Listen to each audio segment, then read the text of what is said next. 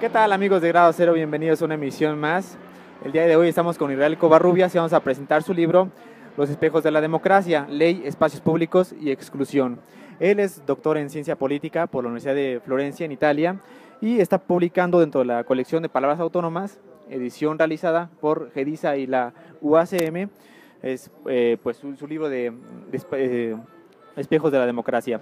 Esta colección son 4 tomos. En esos 4 tomos, bueno, se empiezan a reunir algunas colecciones en torno a estudios de política. Uno de ellos es este libro. Te damos la bienvenida y ¿cómo logras publicar en palabras autónomas? Bueno, muchas gracias por la invitación. Simplemente, quizá te podría decir que cómo es que logré publicar en esta colección. Bueno, hay como 2 o 3 rutas. La primera y la más evidente es que, bueno, GEDISA en convenio precisamente con la UACM hizo el año pasado un concurso de ensayo de ciencias sociales dirigido a los profesores de la UACM, del Colegio de Ciencias Sociales. Y bueno, el libro que ahora presentamos es precisamente el producto de mi participación en ese concurso. La otra es que al final es una síntesis o una culminación de un trabajo que vengo desarrollando como investigador en el campo de la teoría política en los últimos 5 o 6 años y con particular atención a la reflexión y al estudio teórico de la democracia y de algunos de los principales problemas de lo que llamamos democracias contemporáneas, ¿no? Con particular atención no solo al caso mexicano, sino a algunas experiencias latinoamericanas. En este sentido, es una culminación de estos años de estudio, porque bueno, me he dedicado básicamente en la UACM a trabajar tanto en investigación como en docencia en el campo de la teoría política. Y no nada más es un libro de teoría política, sino también de ciertos saberes contiguos a la teoría política, como puede ser la filosofía política, como puede ser, por otro lado, la sociología política, y bueno, y en general los estudios, digámoslo, analíticos o conceptuales que piensan los procesos y los fenómenos políticos contemporáneos. Entonces, a mí me da la impresión, o tengo esa impresión ahora viendo publicado ya mi libro, que bueno, pues tiene mucho de ello, ¿no? O sea, es como deudor de muchos años de trabajo y sobre todo de discusión con colegas, con estudiantes de grado y de posgrado en todos estos últimos años. Así es, y aquí inicias tu libro hablando un poco de la fragilidad de la democracia, tanto en el sentido práctico como en el sentido teórico. ¿Nos puedes explicar un poco más de estas ideas? Sí, al final hoy no le está yendo muy bien a nivel global a la democracia. ¿Por qué? Porque tanto en su nombre como en contra de ella han estado surgiendo por aquí y por allá reivindicaciones muy virulentas por un lado, pero también reivindicaciones simplemente de exigencia de nivelación social, es decir, reivindicaciones de igualdad, ¿no? Por otro lado, la democracia está manifestando una gran paradoja hoy constitutiva. ¿Por qué? Porque si observamos el número de países que se dicen y se pueden definir bajo ciertos parámetros como democracias, pues es muy evidente que el mundo hoy es más democrático que hace 20 años, o bien que el mundo es hoy más democrático que al término de la Segunda Guerra Mundial.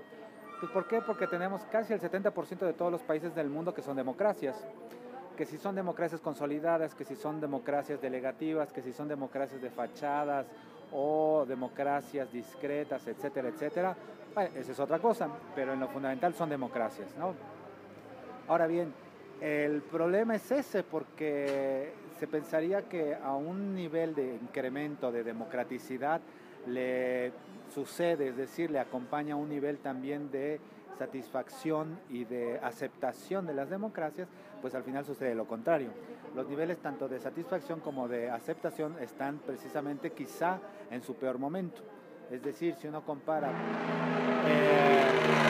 los niveles de aceptación que tenían las primeras democracias que salen de la Segunda Guerra Mundial, son más elevados que los que hoy tenemos en las democracias consolidadas, como pueden ser la francesa, la inglesa, la alemana, la americana, etcétera, etcétera, ¿no? Entonces, esas paradojas, ¿no? Esos contrastes de estar en un nivel de democraticidad global muy alto, pero que tenemos problemas de credibilidad democrática, bueno, son los que en gran medida me han hecho un poco reflexionar sobre esto que yo llamo precisamente los espejos de la democracia, que al final esa es la idea, ¿no? Que en realidad tenemos que entender a las democracias actuales más por los reflejos es decir, que pueden ser distorsionados, pueden ser en algunos momentos muy luminosos, en otros pueden ser totalmente opacos, que por sus esencialidades de decir, ya tenemos elecciones limpias y con eso ya somos democráticos, claro, pero nunca es suficiente porque la democracia al final, además del proceso institucional, del proceso, digamos, efectivo de darse un gobierno democráticamente, tiene que ver con la construcción de áreas societales de democraticidad. Y ahí sí estamos, todavía hay mucho, digamos, trecho que recorrer.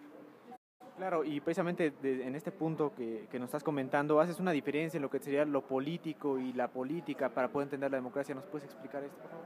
Sí, generalmente cuando hablamos en teoría política y en teoría en particular en teoría democrática de la política, ahí metemos como en un saco una serie de cosas que no atañen precisamente a una dimensión conceptualmente definible como de la política. ¿Qué quiero decir con esto? Pues simplemente lo siguiente, cuando hablamos de lo político estamos hablando, por ejemplo, de los problemas generales, pero sobre todo los problemas menos visibles de la democracia. Cuando tú hablas de insatisfacción con la democracia o con sus resultados, pues rápidamente uno recurre a sus indicadores más viables, ¿no? Es decir, a una encuesta, un sondeo, un estudio de opinión.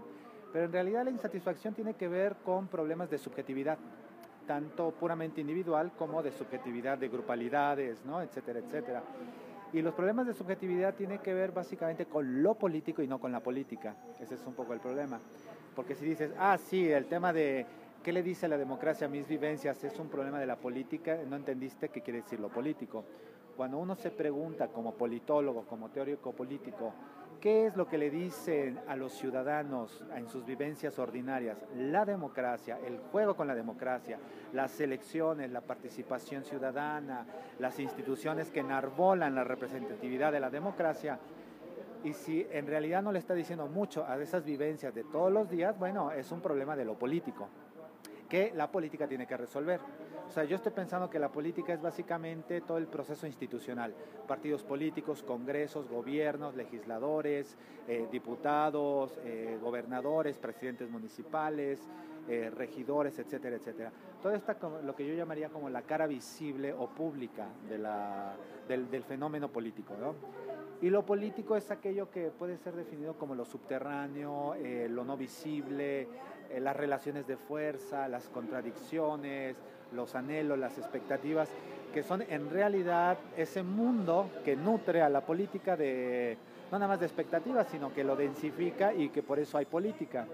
Entonces a mí me parece que era importante hacer desde el inicio del libro la distinción muy tajante entre la política y lo político, porque de otro modo terminaríamos reiterando todo un discurso casi de sentido común que hoy no nada más enarbolan las instituciones públicas y los partidos políticos y los que detentan el poder político, sino además muchos académicos que en realidad se quedan enclaustrados en la dimensión puramente de la política para hacer sus estudios.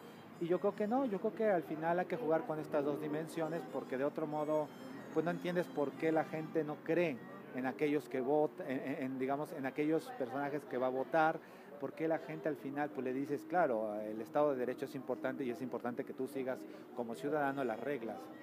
Sí, claro, es importante que las sigamos, pero no ahora, puede ser después, ¿no? O sea, esta idea de que, pues sí, a un ciudadano común y corriente, bueno, en realidad lo llena en su vida, digamos, ordinaria de todos los días, una serie de eventualidades y de experiencias que poco o nada tienen que ver con la vida pública, la vida, digamos, sí, pública de las democracias. Entonces yo creo que al final sí habría que insistir mucho el discurso de lo político, no solo en la política, sino también de lo político como parte constitutiva de la política, pero también para entender pues precisamente estos fenómenos y estas transformaciones recientes de las democracias, ¿no? Que al final, repito, no nada más es la insatisfacción con sus pobres resultados, sino también son fenómenos, por ejemplo, la violencia política de la cual nosotros, por ejemplo, vivimos en este país, tiene que ver con fenómenos de lo político y no de la política, ¿sí? Muy bien. Y aquí también tenemos un capítulo muy interesante acerca del doble juego que tiene la democracia. Por una parte la inclusión, que así nace incluyendo a las masas, pero por otro lado, ya una vez que las incluye, hay cierto juego de exclusión. ¿Nos puedes hablar de esto, por favor? Sí, al final lejos de que sea una paradoja, es como la forma bajo la cual históricamente se estructura la democracia moderna y con más brío la democracia contemporánea. Es decir, la democracia moderna tiene su fundamento básicamente en la extensión de las áreas de igualdad. La extensión de las áreas de igualdad a partir del siglo XIX van a ser posibles a través del reconocimiento de aquellos que originalmente la política no reconocía, ¿sí? Acordémonos que la democracia moderna es una democracia fragmentada porque los primeros en ser reconocidos políticamente son los propietarios, es decir, los que tienen propiedades, los que tienen dinero. Y el voto va a ser reconocido exclusivamente para estos propietarios. La extensión de las áreas de igualdad lo que va a hacer es incorporar, además de propietarios, a aquellos que no son propietarios, que no tienen herencia, que simplemente lo que van a tener es su cuerpo o, digamos, su voto para otorgarle a algún representante.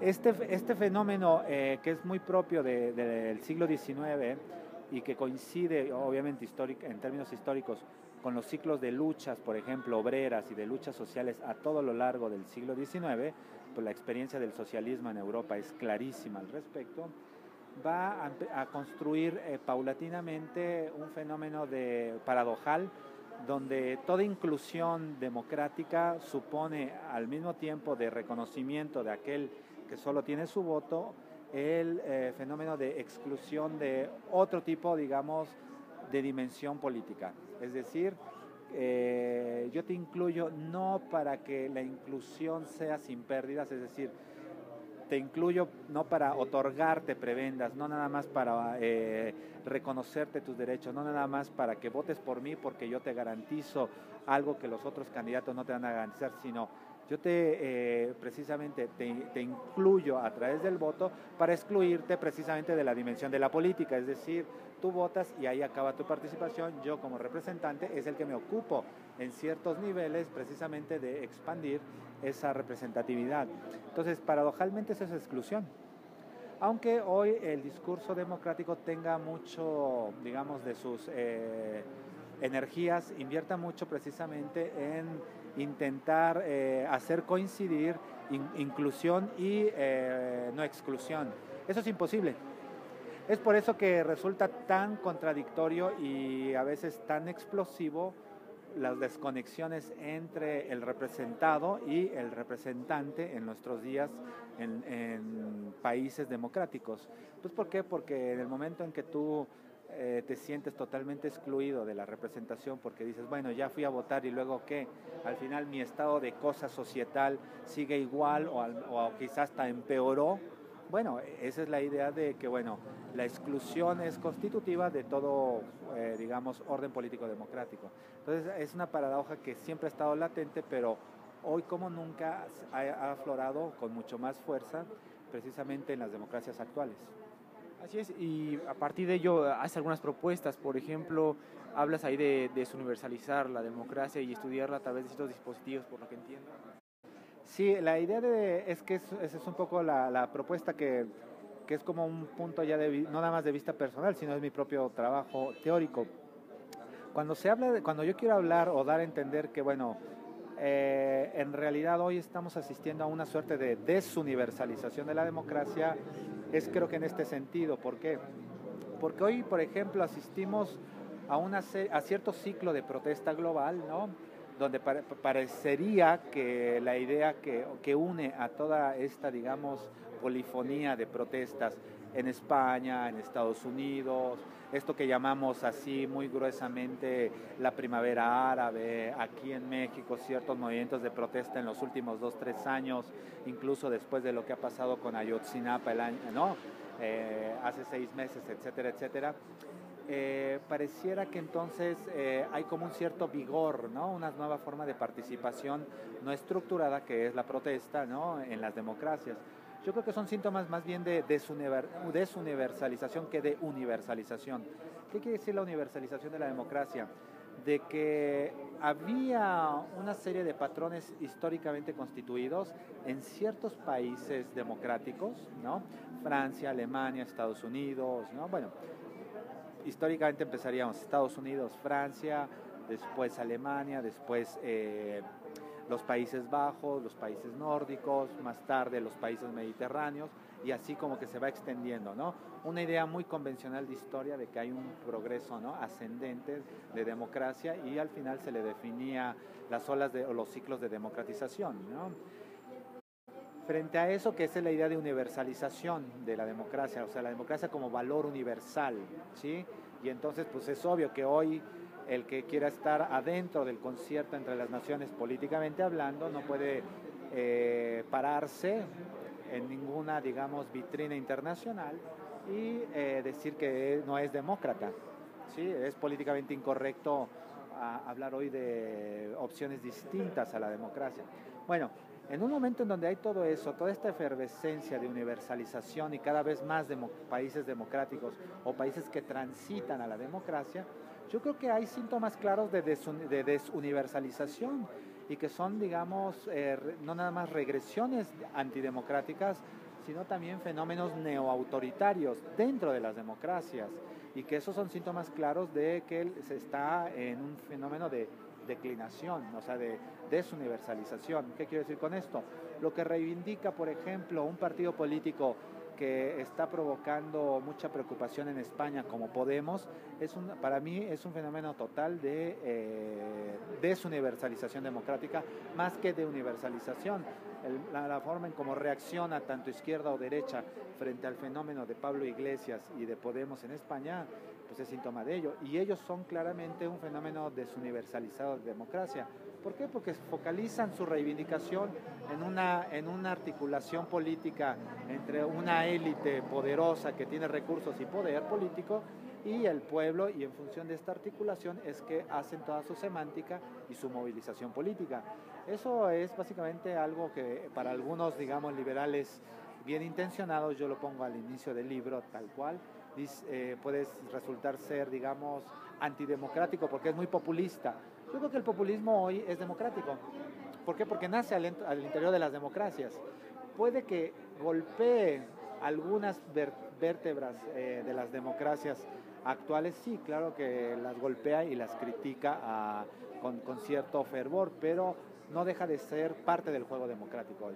Es por eso que yo digo, bueno, es en su nombre hoy que se hacen reivindicaciones tanto de inclusión, ¿no?, como de exclusión, digamos, identitaria, ¿no? Es decir, hoy todavía tenemos problemas de minorías étnicas, ¿no?, minorías, digamos, religiosas, minorías civiles que siguen reivindicando su especificidad antes de volverse democráticos. Entonces, yo digo, bueno, desuniversalizar la democracia es eso.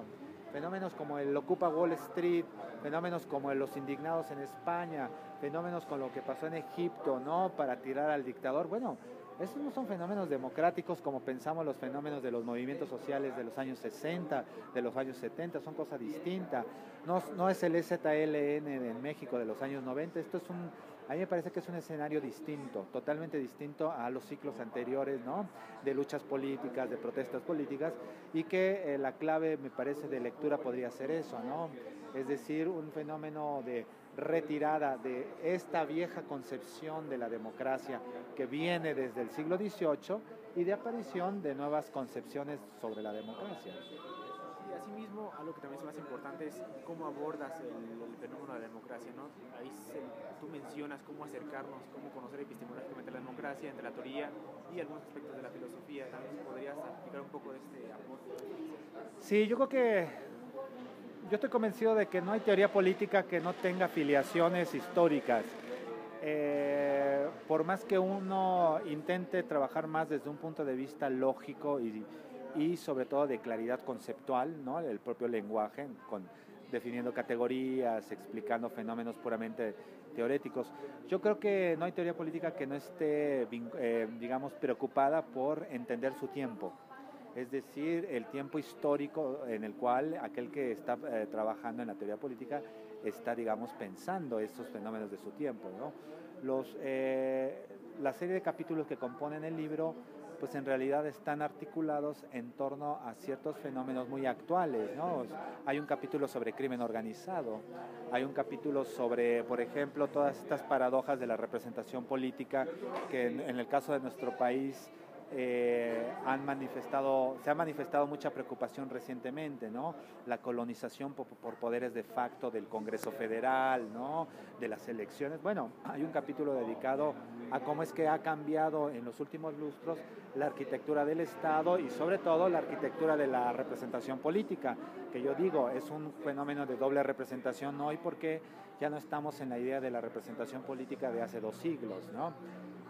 Y bueno, hay otros capítulos, por ejemplo, el epílogo es sobre el tema de las utopías, no es otra cosa, pensar hoy el tema de las utopías es precisamente como una de las palabras claves del subtítulo, es mi preocupación por el tema del espacio político, básicamente, y si uno va viendo cómo va cambiando una ciudad como esta ciudad, la Ciudad de México, bueno, tendríamos que comenzar a trabajar seriamente sobre la categorización de espacio político para entender ¿no? todas las iniciativas que han tenido lugar en los últimos 15 a 20 años de remodelamiento del paisaje urbano en términos de espacio político y en términos de este binomio inclusión-exclusión. Entonces, yo creo que sí, que al final sí es la parte epistemológica que a mí me interesa mucho, pero también, digamos, en pocas palabras, la parte histórico-sociológica. ¿Sí? Aunque no, debo advertir que en el libro no hay un solo pasaje, por ejemplo, que advierta ni a pie de página alguna eventualidad histórica de México. ¿Por qué? Porque al final es un discurso de teoría política que quise conservar. No es que esté conservado como no contaminado, sino que pues, el lector puede sacar sus propias conclusiones y hacer sus conexiones rápidamente con fenómenos de nuestra propia contemporaneidad política. Muy bien, Israel, pues muchas gracias por este tiempo que nos has dado, felicidades por el libro, esperemos que te siga yendo muy bien y no sé si tengas algún otro proyecto ya en mano otra vez. Pues bueno, mira, estoy terminando un par de proyectos que son de teoría política. Uno es una continuación precisamente de este libro, en apariencia no tiene nada que ver. Estoy preparando un libro sobre Maquiavelo, pero básicamente todo tiene que ver con este libro. Es decir, al final, la única forma para los teóricos políticos de volverse contemporáneos de su tiempo es ser muy anacrónicos con su propio tiempo político. Y ser anacrónicos es un poco eso. No hagamos contemporáneo, por ejemplo, a Maquiavelo, que trabajó hace 500 años, sino más bien nosotros hay que esforzarnos por volvernos contemporáneos de él e ir precisamente al tiempo político que él vivió, ¿no? Para entender cómo resolvió sus problemas y quizá si entendemos cómo resolvió sus problemas, eso nos puede ayudar a arrojar luz nueva sobre nuestros propios problemas políticos. Claro, muchas gracias, les recomendamos ampliamente este libro, acuérdense UACM, GEDISA, agradecemos a GEDISA por la donación del material y muchas gracias. No, gracias a ustedes. Hasta luego.